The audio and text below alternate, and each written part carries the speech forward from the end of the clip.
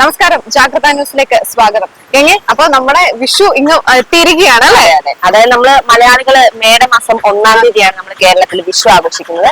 അതുപോലെ തന്നെ വിഷു എന്ന് പറയുന്നത് നമ്മുടെ കാർഷികോത്സവം കൂടിയാണ്.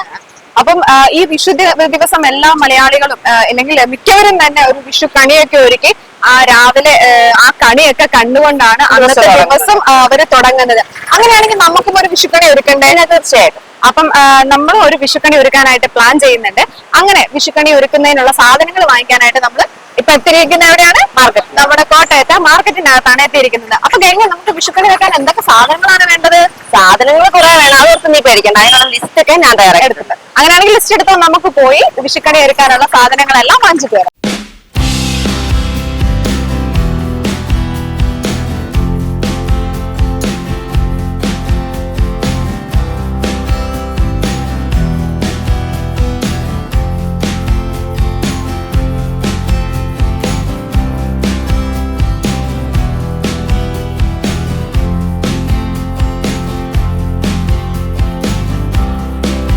അപ്പൊ ചേട്ടാ, ഞങ്ങൾക്ക് വിഷുവിന് കണി ഒരുക്കാനായിട്ടുള്ള സാധനങ്ങൾ വേണം. അപ്പൊ ആദ്യം ഞങ്ങൾക്ക് കണിവെള്ളരി എടുത്തു അല്ലെ? ആദ്യം കണിവെള്ളരി ആണല്ലേ? നമ്മൾ നോക്കി ഏതാ എടുക്കുന്നേ? ഇച്ചിരി ഒരു ഗ്ലാമർ ഉള്ളത് നോക്കി. അയ്യോ, ഇത് വേണ്ട. അത് ഇച്ചിരി വലുതല്ലേ? ചെറുത് മതി. ഇത് മതി, ഇത് മതി. ചെറുതല്ലേ?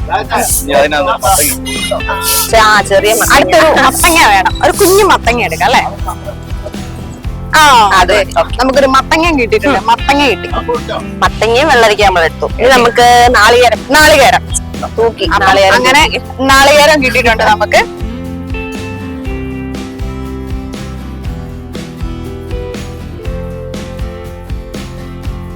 അപ്പൊ ചേട്ടാ, നമുക്ക് ഇതിന്റെ വിലയൊക്കെ കൂടെ ഒന്ന് അറിയണം. ഇപ്പോഴത്തെ പച്ചക്കറിയുടെ വിലയൊക്കെ അറിയാലോ. അപ്പം നമ്മുടെ കണി വെക്കാനായിട്ട് എത്ര രൂപയൊക്കെ ആവും നമുക്കൊന്ന് അറിയണ്ടേ. അപ്പൊ ഞങ്ങൾ എടുത്ത ഓരോ സാധനത്തിന്റെ വില എത്രയാണെന്ന് പറയുമോ?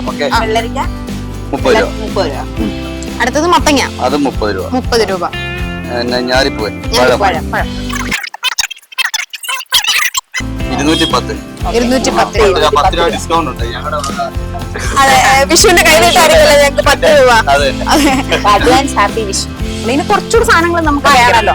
അപ്പം ഇതിപ്പോ നമ്മൾ ഇത്രയും 210 രൂപയുടെ സാധനങ്ങളാണ് വാങ്ങിച്ചത്. 10 രൂപ ഡിസ്കൗണ്ട് തന്നിട്ടുണ്ട്. ചേട്ടാ, ഒരു 3 മാമ്പഴം. കണി വെക്കാനുള്ളതാണ്. നല്ല മാമ്പഴം വേണം. ഗ്ലാമറുള്ള മാമ്പഴം വേണം. ഗ്ലാമറുള്ള മാമ്പഴം വേണം. ഇതൊക്കെ ഗ്ലാമറുണ്ട്. സൂപ്പർ.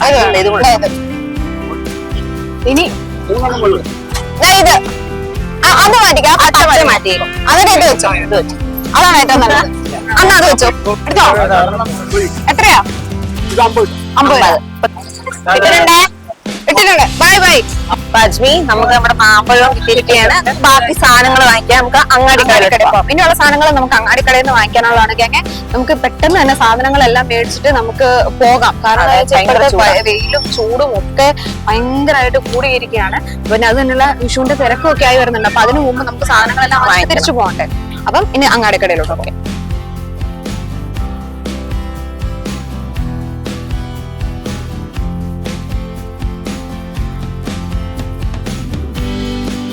ഇനിയിപ്പോ ഗംഗ നമുക്ക് ഇവിടെ നിന്ന് വാങ്ങിക്കാനുള്ളത്, നമുക്ക് എണ്ണ വാങ്ങിക്കണം, തിരി വാങ്ങിക്കണം, കൺമഷി മേടിക്കണം. ഇത്രയും സാധനങ്ങൾ നമ്മൾ ഇവിടെ അങ്ങാടിക്കടയിൽ നിന്ന് വാങ്ങിക്കും. അപ്പൊ നമുക്കത് വാങ്ങിക്കാം.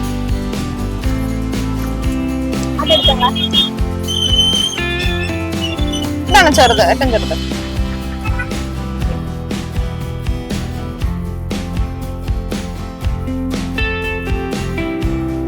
അപ്പം നമുക്ക് കൺമഷി, എണ്ണയും തിരിയും കിട്ടിയിട്ടുണ്ട്. അമ്മേ, ഹാപ്പി വിഷു. ടാറ്റാ. ഹാപ്പി വിഷു.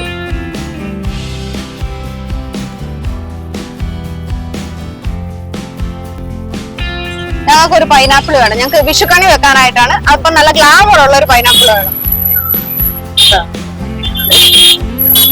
ഏതാ? ഇത് മതിയോ? ഓക്കെ. ഇതൊന്നും അതിനെത്ര ഏട്ടാ? എത്ര? 60. ഓക്കെ. അത്